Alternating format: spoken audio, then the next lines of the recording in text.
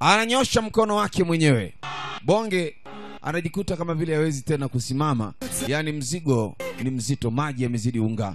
Bwana akasema mchezo umeisha.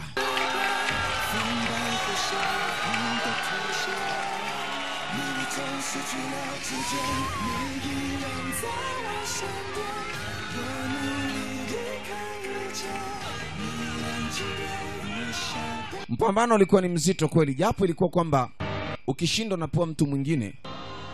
Sasa kwa jinsi alivyokuwa amerojeka bwana mdogo, ilibidi atolewe kwanza kwenye mpambano, atarejea baadaye.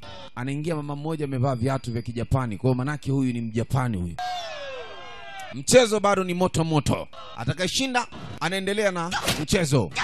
Dogo anaenda kupumzika kwanza, apumue kidogo, ataendelea baadaye. Huku moto umewaka tena ulingoni, yani kama kawaida ni panchi ka panchi.